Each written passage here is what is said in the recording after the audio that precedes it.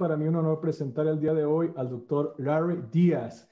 El doctor Larry Díaz es un excelente amigo venezolano, el hombre del moño y más bailador de toda la comunidad intervencionista latinoamericana. Él está en la Universidad de Michigan State, egresado de Harvard. Y Larry, qué bueno que aceptaste la invitación. Es un honor tenerte con nosotros. Imagínate, Luis, gracias a ti, gracias a todos los que están acá. Para mí es un honor siempre estar involucrado en cualquier cosa que tenga que ver con educación en Latinoamérica. De sangre venezolana siempre he tenido el ansia y la voluntad de ir a mi país a ayudar, pero ustedes bien saben que la situación allá está tan difícil que eso se ha hecho imposible. Entonces yo he volcado todo, digamos, todo mi amor y mi pasión a establecer este conocimiento y ayudar a quien sea en Latinoamérica. Así que muchísimas gracias por la plataforma. Sin más que decir, muchísimas gracias a todos por la invitación. Vamos a hablar de accesos e intervenciones endovasculares en isquemia crítica. Hacer un poquito de conversación con el uso del ultrasonido, que suena como algo marciano, pero yo quiero dejarles la impresión de que es una tecnología que es barata, por ende se me hace que se pueda hacer disponible a gran escala en Latinoamérica y se puede utilizar. Un segundo, a ver. Ok. Entonces, este es mi algoritmo para el manejo de la enfermedad arterial periférica y los pacientes con isquemia crítica. Si me da un segundo para poner esto acá arriba. Ok. Entonces, primero comenzamos con la evaluación de la clasificación CETOP, que ya les explicaré qué es, y el uso del ultrasonido extravascular o el duplex, ¿no? Esto nos permite evaluar los CAPS de las oclusiones, el tipo de lesión, si es calcificada, fibrótica, trombótica, etcétera. Nos permite también determinar la talla real, perdón, el tamaño real del vaso, ¿ok? Esto nos permite hacer acceso anterógrado para el cruce de lesiones, oclusiones totales largas y complejas. En el caso de que se tenga que hacer un open over con crossover de la contralateral, generalmente esto yo lo reservo para cuando hay oclusiones del osteo de la femoral superficial. Ya yo tengo el paciente preparado cuando entro al cuarto de operaciones o al laboratorio de cateterismo para hacer acceso retrógrado si lo tengo que hacer. Y el uso de aterectomía es una pregunta bastante controversial, pero queda indicada por el tipo de patología que haya. Entonces, estas son como las 5 guiaturas básicas. Con respecto a tratamiento, bueno, utilizo balones liberadores de droga para el segmento de la femoral superficial y la poplitea, si es la primera vez que estoy tratando a este paciente y son pacientes que tengan estenosis o, perdón, oclusiones menores a 10 centímetros de longitud. Cuando las lesiones son oclusiones de más de 10 centímetros de longitud, en líneas generales esto va a ser un poco más complejo, obviamente, ¿no? Entonces, cruzar, preferiblemente en forma endoluminal si se puede. Si no, bueno, se tiene que hacer subintimal, se hace. La trato con un balón, una proporción 1 a 1. Utilizo stents del tipo supera en pacientes que tengan enfermedad de la femoral común, siempre y cuando ya hayan sido evaluados por los compañeros de cirugía vascular y hayan determinado que por su riesgo quirúrgico o por otras razones prefieran que yo trate a este paciente en forma endovascular.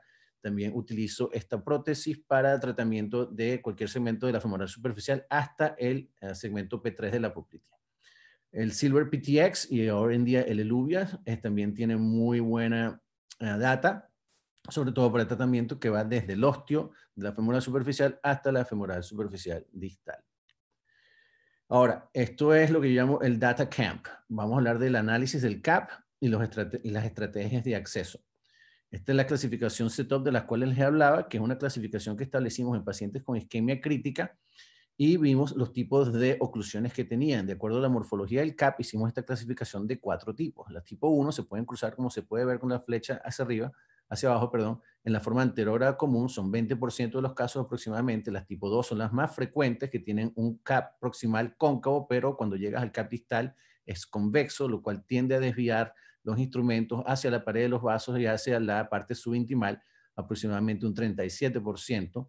Las tipo 3, que son las más complejas porque son convexas de ambos lados, un 14%. Y las tipo 4, que serían convexas si se abordan en el abordaje anterógrado típico, digamos, o tradicional, pero que son completamente cóncavas si se abordan en forma retrógrada, casi un 30%. Esto para decir que en 80.2% de todas estas lesiones, pueden favorecerse o beneficiarse de que haya un planteamiento de antemano de acceso retrógrado. Esta es la data free zone, la zona sin data, que son los métodos de cruce. Puede ser catete con guías y hay muchísimos dispositivos de cruce. No hay ninguna data de alta calidad que demuestre que un tipo de cruce es mejor que el otro.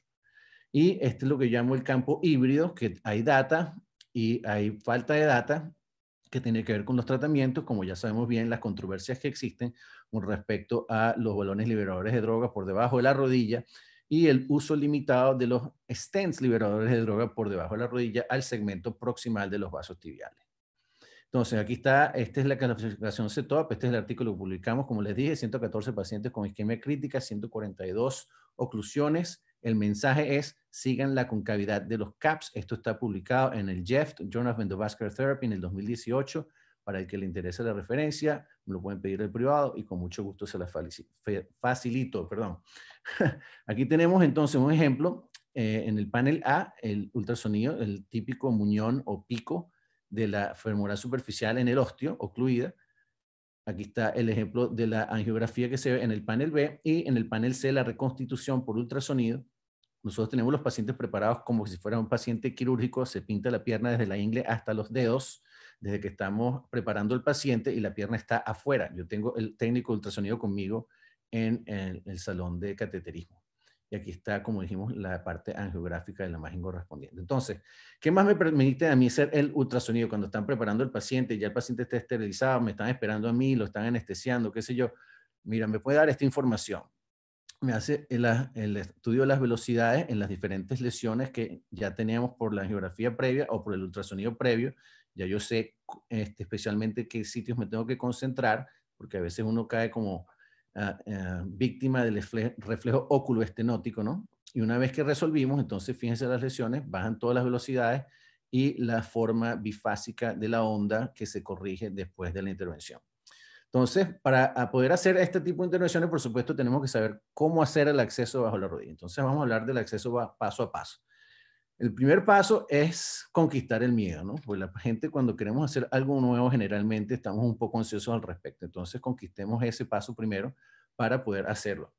¿Por qué hacemos acceso retrógrado? Está demostrado científicamente, como ya le voy a mostrar, que la incapacidad de cruce anterógrado varía de acuerdo a las diferentes series de un 20 a 40%. Esto significa que hay que traer de 6 a 8 pacientes de regreso después de que se le hace la primera intento de intervención.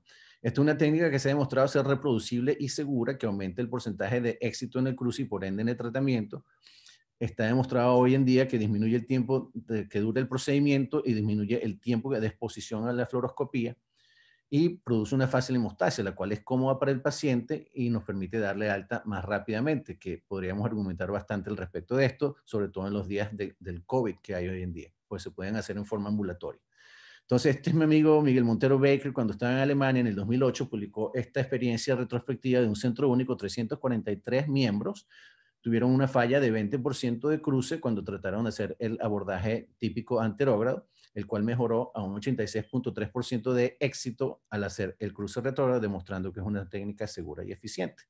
Este es otro amigo, el doctor Mehdi Shishebor, que estaba en el Cleveland Clinic, cuando publicó esta experiencia también de un centro único retrospectiva con 40% de falla al intentar un abordaje anterógrado único exclusivamente, que mejoró a un 93% de éxito una vez que se le añadió al acceso anterógrado un acceso retrógrado. Entonces, como dijimos, esto hace 10 años era una conversación de opiniones, hoy en día ya es una conversación basada en ciencia. ¿Cómo accedemos a estos accesos retrógrados? Bueno, lo primero es que tenemos que preparar al paciente, colocar la pierna y el pie en la forma adecuada y después podemos hacer esto ya sea guiado por ultrasonido o por fluoroscopía. Entonces, tenemos que conocer bien la anatomía, tibiopedia, de las diferentes ramas tibiales y de sus ramas, por supuesto, sobre todo lo que es la peronea, que casi llegando al tobillo provee una comunicante anterior a la tibial anterior y una comunicante posterior a la tibial posterior. La tibial posterior, a su vez, se divide también en una rama lateral plantar, una medial plantar, y da la rama media calcánea, ¿verdad? Entonces es importante conocer todas estas ramas. Con respecto a la preparación de la pierna, por ejemplo, si queremos obtener acceso en la tibial anterior, que se puede utilizar en forma ya sea anterógrada o retrógrada, o si queremos hacer lo mismo en la dorsal del pie, la pierna y el pie tienen que estar colocadas en esta posición neutra o anteroposterior, ya que es donde más se exponen estos vasos. Yo también recomiendo que cuando la gente esté comenzando a hacer estos accesos retrógrados, las arterias más fáciles de acceder a accesos son tanto la tibial anterior como la dorsal del pie, porque están cerca del hueso y no hay mucha distancia entre ellas y el hueso. Si queremos hacer un acceso de la peronea o de la tibial posterior, no podemos tener la pierna en esta posición. Hay que hacer una maniobra de pierna de rana, como se diría, que es una abducción de la cadera con rotación externa de la pierna, lo cual, por supuesto, expone a la tibial posterior y a la peronea de la mejor manera para hacer acceso, sobre todo cuando estamos hablando de guiatura por ultrasonido.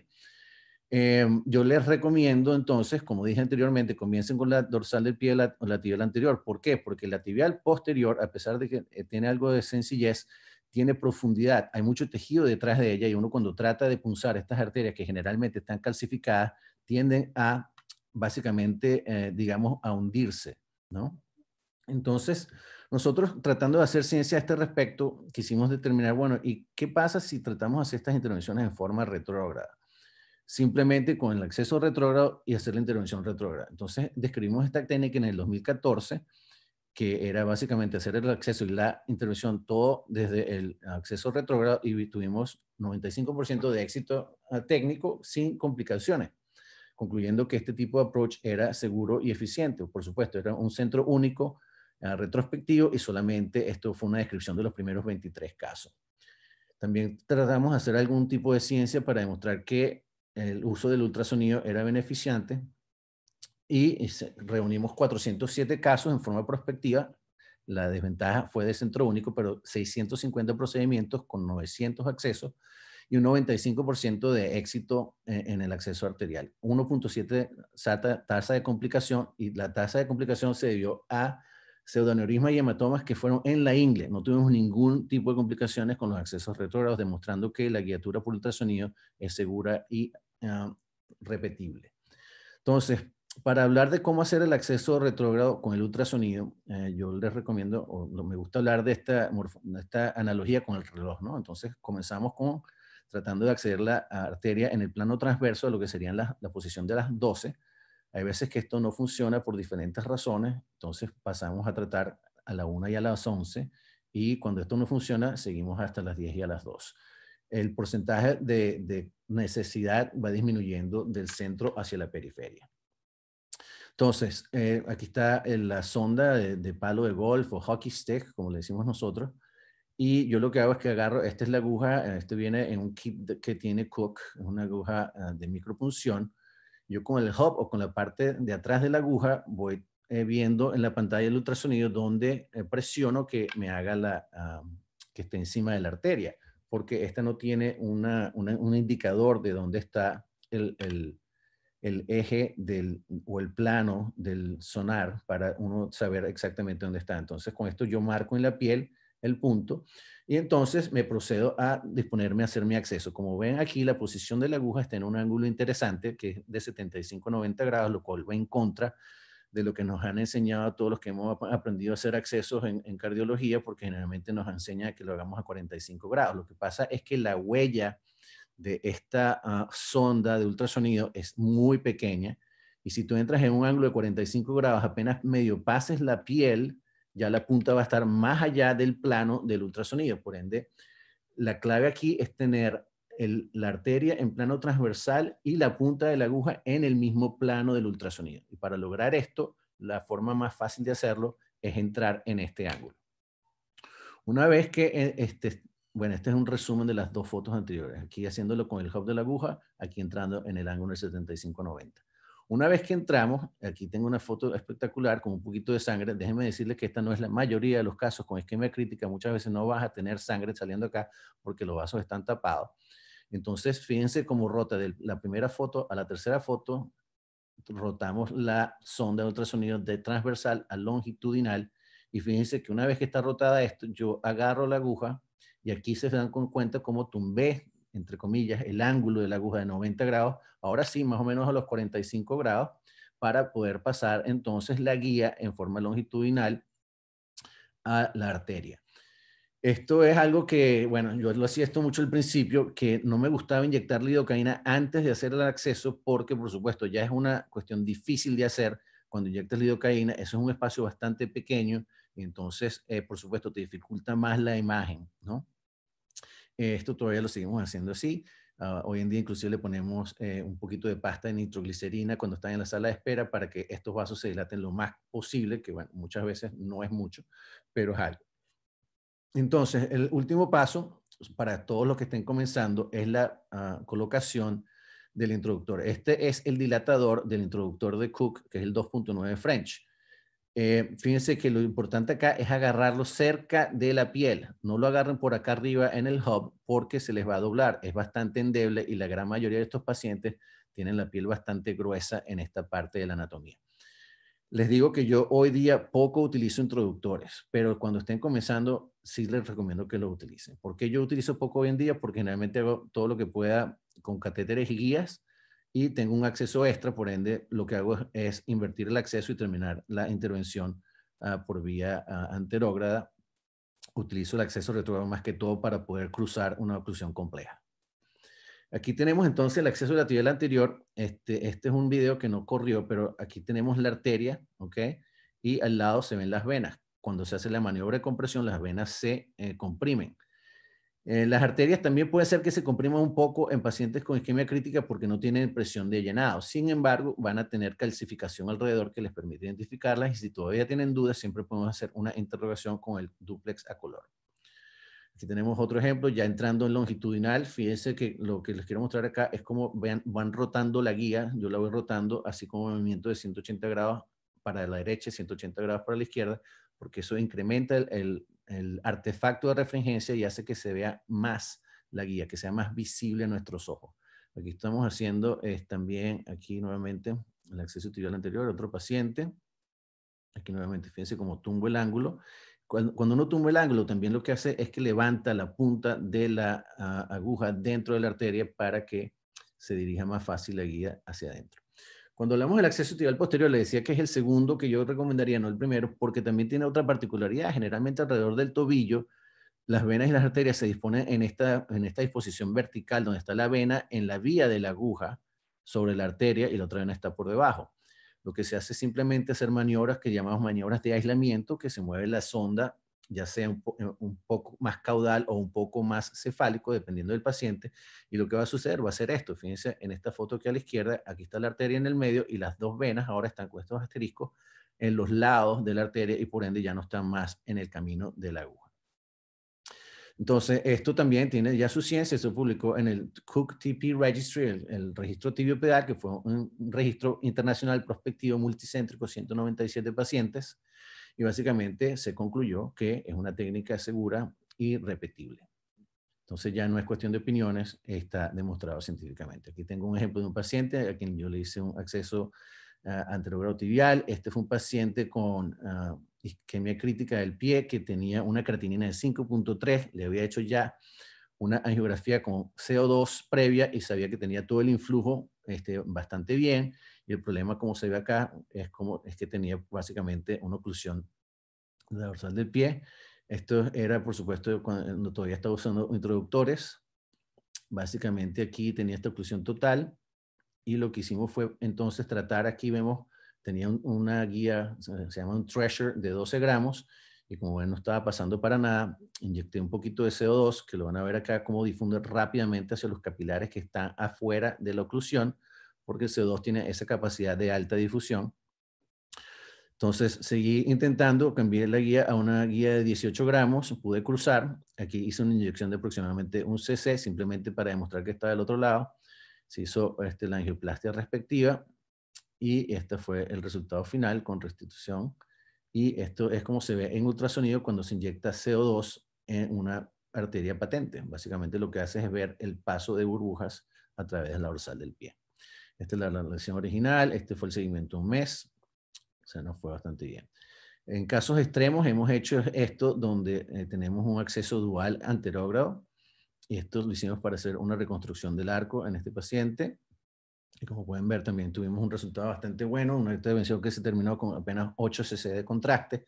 Esto simplemente lo estoy ilustrando para decir lo que podemos hacer hoy día, ayudándonos con ultrasonido y con CO2, ¿okay? Disminuyendo la cantidad de contraste en pacientes, con pacientes que inclusive este paciente, les digo, que no se quería hacer el procedimiento porque tenía pánico que le iba a tocar hacerse diálisis porque tenía una creatinina de 5.3.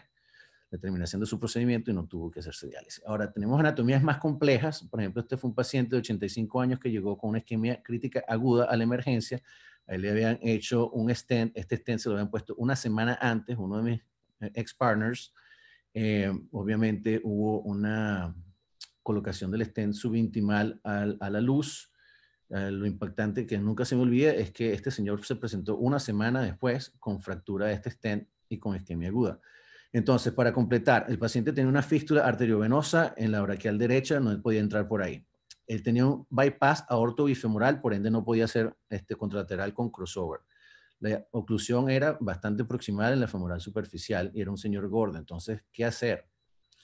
Esta es así la pregunta maligna del día. Termina siendo un acceso distal de la femoral superficial ipsilateral. ¿Por qué? Porque la braquial del lado izquierdo tenía una velocidad de 595 centímetros por segundo. Entonces, le hicimos esto, función ya, fue guiada por ultrasonido en realidad, simplemente tomé la foto para que se viera. Y aplicamos esta técnica que le llamamos Presto, que se refiere a la liberación precisa de la primera corona de un stent supera, que como conocemos el stent supera, siempre sabemos dónde queda la primera corona, pero nunca necesariamente sabemos dónde va a quedar la última. Esta técnica, bueno, tuve la suerte de escribirla y publicarla con mi amigo el doctor Mariano Palena. Aquí vemos cómo estamos trayendo el supera en retrógrado para ponerlo justo al osteo de la femoral superficial. Y una vez liberado, este fue el resultado, y le resolvimos el problema al paciente. Entonces, seguimos acá con más propuestas de mi amigo Mariano. Aquí entonces él ya publicó esto de acceso retrógrado del segmento P3 de la poplitea y del tronco tibio peroneo en el Journal of Vascular Surgery en el 2018. 41 pacientes que tenían oclusiones femoropopleteas, quienes ya habían fallado en la intervención por acceso o abordaje anterógrado tradicional. 37% fueron accesos retrógrados del tronco tibio peroneo y 64% del segmento P3 de la poplitea, con un suceso o un éxito de 100% en cruce. Aquí está un ejemplo que él pone. Como vemos, hay oclusión del osteo de la femoral superficial. No hay reconstitución en femoral, sino que llega más o menos al segmento P2 de la poplitea. Y aquí vemos como el segmento P3 se ve bastante mejor. Parece que también había un poco de enfermedad en el segmento de la tibial anterior. Se hace el acceso retrógrado. Esto es con el paciente acostado en posición supina normal, con un acceso guiado, con un road mapping que se está haciendo desde el acceso anterógrado que había y con una posición de la cámara oblicua para poder darnos este acceso anterolateral.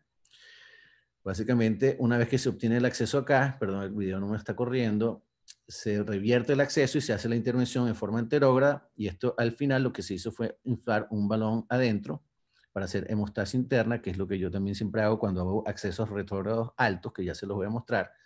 Yo, además de eso, también lo que hago es que pongo un manguito de presión arterial inflado a 20 milímetros de mercurio por encima de la diastólica. Y este es el resultado final, como vemos, ninguna complicación.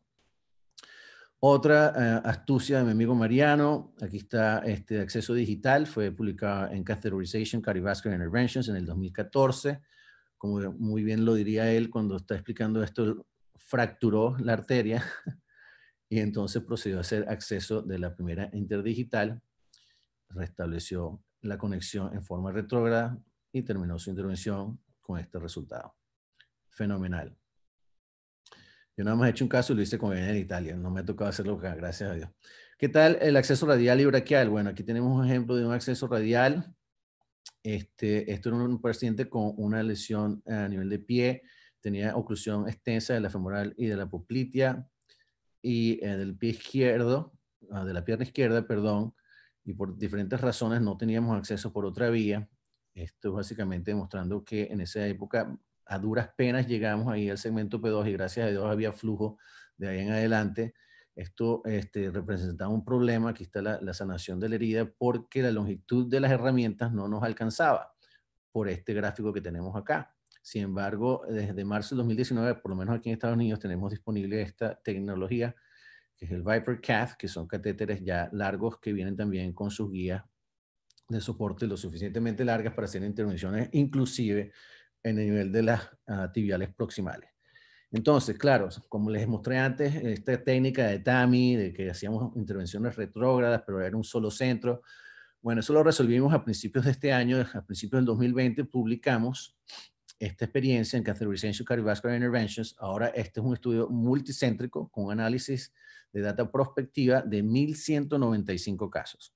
Aquí tuvimos 3 grupos, 840 accesos femorales, ya fueran retrógrados con crossover o anterógrados, 254 duales, que significa tenía acceso femoral más un retrógrado distal tibial, y 101 casos que fueron hechos única y exclusivamente con acceso e intervención por vía de acceso retrógrado tibial distal. A través de los diferentes grupos tuvimos 95% de éxito técnico, por ende no hubo diferencias significativas. Sin embargo, lo que fue el tiempo de fluoroscopía, el tiempo total del procedimiento, el tiempo de permanencia en el hospital y el volumen de contraste utilizado, todos fueron significativamente menores en el grupo de TAMI. Entonces, las intervenciones retrógradas nos permiten menos fluoroscopía, lo cual es mejor para nosotros y para el equipo de trabajo, menos tiempo de procedimiento, lo cual nos permite a nosotros hacer más procedimientos por día, lo cual es algo interesante para centros ambulatorios y para la administración de los hospitales. Menor estadía en el hospital, lo cual ahorra dinero, y menos volumen de contraste, lo cual ahorra dinero y es mejor para el paciente. Entonces, este tipo de intervención es segura, es eficiente y es costo efectiva. ¿Okay? Ahora ya con 1.195 casos. Para poder hacer este tipo de casos que tenemos que conocer el equipo. Una de las cosas que nos ha ayudado muchísimo es estos introductores de Terumo, que son los Slender Sheets, que es un tema que a mí me parecía completamente contradictorio con lo que es intuitivo o contraintuitivo, porque puedes colocar un dispositivo que es 5 French por dentro de una sonda que tiene un diámetro externo de 4 French. Entonces, eso suena a voodoo, o me sonaba a mí a voodoo. Entonces, ¿cómo hicieron ellos eso? Bueno, fíjense. Aquí tú tienes ¿cómo se llama? Lo que sería una guía o una introductor 5 French en azul, y aquí tienes el 4 French en gris. La diferencia es que el diámetro externo disminuyó porque ellos básicamente, digamos que afeitaron la pared del introductor, lo hicieron más delgado, pero mantuvieron el diámetro interno. Entonces puedes colocar un dispositivo que pasaba antes por un 5 French por algo que tiene un diámetro externo de un 4 French. El ejemplo, para yo explicarlo, fue esto. Tienes una dona, aquí tienes el diámetro externo de la dona y tienes el diámetro interno de la dona. Si yo afeito la dona en su círculo interno, el diámetro externo de la dona sigue siendo exactamente el mismo, pero ahora tengo un espacio más grande dentro de la dona por el cual puedo colocar un dispositivo más grande sin afectar cuál es el tamaño de su diámetro externo. Entonces, ahora puedo colocar dispositivos como este es un dispositivo de aterectomía, que es el CSI de aterectomía orbital, o a través de este 4 French. Puedo colocar balones de 5.0, puedo colocar stents de hasta 6 milímetros, puedo utilizar dispositivos de cruce de oclusiones totales como el TruePath. Aquí tengo el crosser de Bard, aquí tengo el crosser a través, mira, aquí está este ejemplo donde estamos pasando por ultrasonido. Aquí están las microcavitaciones que produce, y una vez que logras cruzar el cap de la oclusión, vemos cómo se liberan esas microcavitaciones hacia la luz del vaso, lo cual ocurre en ese momento. También podemos utilizar dispositivos de láser. Aquí tenemos este ejemplo en ultrasonido, lo que ven es la burbuja de fluencia, como se llama, del láser transcurriendo esta oclusión total también, y se libera apenas entra en la luz del vaso cruzando el cap de la oclusión. Dispositivos de aterectomía como el Phoenix 1.8 también los podemos utilizar. Rotoblader también se puede utilizar hasta un board de 1.5. Este es un dispositivo que se llama Wingman, que es un dispositivo que dispara una aguja que nos permite excavar en oclusiones crónicas. ¿Okay? Y este es un dispositivo de Medtronic, que es el Viance, el cual también podemos utilizar a través de estos introductores. Y aquí tenemos cómo estamos manejando el Viance con nuestro ultrasonido desde el tobillo. Este es un equipo de reentrada que se llama el Entier, ¿okay? Que básicamente les estoy mostrando aquí el catéter en el espacio subintimal. Aquí viene la aguja, si lo pueden ver en la izquierda en fluoroscopía. Estoy por debajo, esta es la membrana subintimal, y con esta aguja voy a cruzar, ¡pum!, al espacio intraluminal y lograr reentrar. Entonces, en estos casos complejos, a mí me gusta esta frase de David Thoreau, no tenemos tiempo para estar apurados, entonces nos los tomamos con soda y surfeamos la ola. Esta es una señora de 88 años que llega con isquemia aguda a la emergencia, una paciente mía ya de varios años. Se le tapó lo que se le había hecho, le hizo un acceso anterógrado en la femoral común derecha, a base un catéter Navicross hasta esto, básicamente el final de un supera que le llegaba casi al segmento P2 de la poplitea. Hizo una inyección selectiva desde acá y como pueden ver, no hay salida del contraste para ningún lado. Entonces, básicamente, ¿cuál es el siguiente paso? Exactamente, acceso retrógrado. Entonces, hay que tener buena puntería porque no hay muchas opciones. Y hay veces que incluso con eso uno se queda estancado. Entonces, ¿qué pasa cuando uno se queda estancado? Uno tiene que estar listo para cambiar de plan. Entonces, no le puedo hacer el acceso retrógrado tibial típico a nivel del tobillo, sino que me tocó hacerle un acceso retrógrado tibial alto, guiado por ultrasonido. Y aquí entonces tenemos la parte de fluoroscopía, pasamos nuestra guía B18, hice la inversión del acceso, como típicamente hacemos, y se procedió entonces a hacer tanto la angioplastia como la liberación de stents. Primero distal y después entonces esto estaba lleno de trombo, le puse un filtro como pueden ver acá, y después se produjo la trombectomía con láser y colocación de un stent extra en el nivel del segmento femoropopliteo con esos resultados finales. Entonces esto había que tratarlo, a pesar de que tenía un técnico de ultrasonido nuevo. Alguien que no ha tratado, alguien que nunca cometió un error es porque nunca ha tratado algo nuevo. Entonces hay que hacer cosas nuevas. Entonces otro caso extremo, paciente que tiene este tipo de lesiones a nivel de piel, en realidad no hay que ser mago, sino saber conocer bien los angiosomas. Si hay lesiones tanto en la cara dorsal como en la cara plantar que están afectando esta cantidad de piel, sabemos que ese paciente al menos tiene oclusión de la tibial anterior y de la tibial posterior. Como sabemos, la isquemia crítica nunca es de un solo nivel, sino que es enfermedad multinivel y no es sorpresa. Cuando se le hace la angiografía, tiene una oclusión del segmento femoropopliteo, además de la no existencia de flujo por debajo de las rodillas, como estamos tratando de evidenciar en esta foto de la derecha. Entonces, este tipo de paciente le llega a usted a la consulta con ese angiograma y ¿qué hacemos? ¿Deberíamos referir a este paciente para que se le haga una amputación debajo de la rodilla? Yo quiero decirle que no hagan eso. Deberíamos mandar a este paciente para que se haga una angiografía selectiva y supraselectiva, además de una intervención periférica. Esa es mi opinión. Yo creo que sí, eso es lo correcto. Entonces, aquí hicimos con ultrasonido, navegamos esa oclusión a nivel del segmento femoropopliteo. Este es un catéter Navicross de Terumo que tiene un hilado con alambre o con stainless steel, acero inoxidable de doble tejido, lo cual lo hace bastante resistente y bastante torqueable. Uno puede manipularlo muy bien. Con este catéter llegamos hasta el nivel de la pedia. Aquí pasamos la guía y logré cruzar hacia el arco, hacia la circulación posterior. Como vemos acá tenemos este catéter acá de Cook.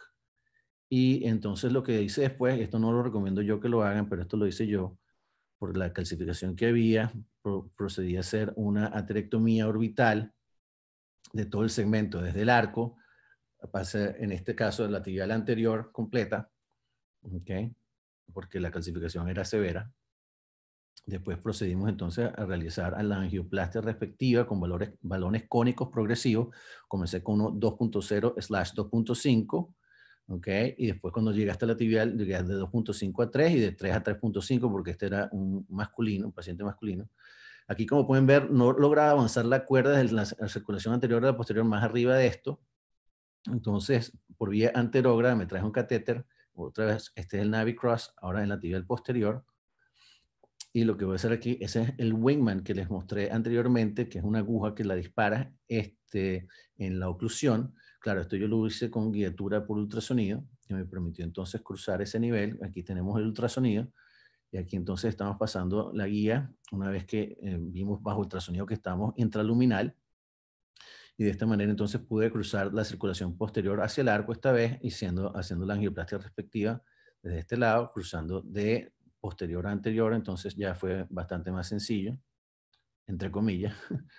la angioplastia progresiva y secuencial nuevamente con valores cónicos. Y para resumir, este fue el resultado final, como vemos, con restitución de la circulación en el arco, con flujo inclusive competitivo.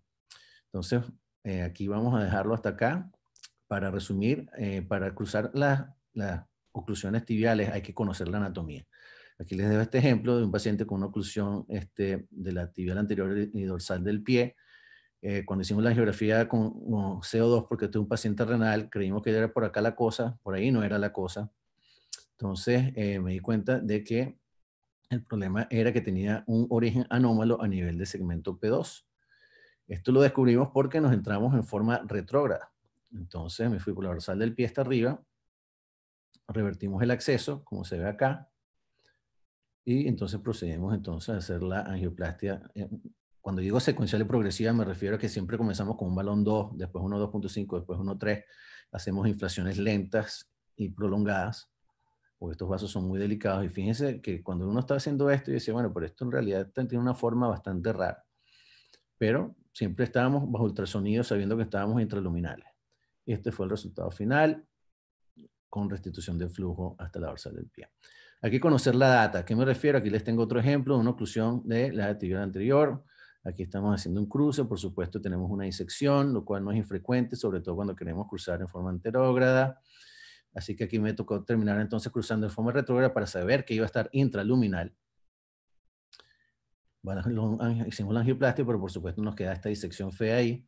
Y entonces aquí le colocamos un drug-eluting stent coronario de 3.5 Science con resolución del problema. Entonces hay que conocer la data, que la data nos dice que la utilización de stent coronarios en las tibiales es mejor que cualquier otra alternativa. Pero lo que hay que recordarse es que esto se refiere única y exclusivamente a stents de hasta 4 milímetros, perdón, de 40 milímetros, y en el segmento proximal de las arterias, no ni en el segmento medio ni en los segmentos distales. ¿Okay? Entonces, con esto ya estamos cerrando. Para resumir, ¿cuándo hacemos esto? En lesiones complejas de isquemia crítica, cuando es imposible hacer un acceso anterógrado o hacer un buen crossover, cuando lo determina así el análisis del CAP de la oclusión, como les dije, la clasificación setup, seguir la concavidad. Hay que conocer la anatomía y la data, como ya les mostré, conocer las diferentes técnicas, volviendo a lo que decía el profesor Estefan. Hay que comenzar con casos sencillos e ir progresivamente adquiriendo destreza en esos. Yo, por ejemplo, aproveché muchísimo de que ya tenía bastante experiencia con accesos radiales para hacer accesos tibiales. Créeme que es bastante similar. Hay que conocer el equipo que vas a utilizar. Tienes que conocer cuáles son los introductores, qué catéteres, qué guías, los dispositivos, cómo hacer la evaluación real del tamaño del balón a utilizar, hacer dilataciones secuenciales y progresivas, lentas, sobre todo en la parte tibial, y conocer las complicaciones y cómo salirse de ellas. ¿Por qué hacemos esto? Porque aumenta el porcentaje de éxito, disminuye el tiempo de procedimiento, lo cual significa que puedes hacer más procedimientos, disminuye la fluoroscopía, lo cual significa que te irradias menos.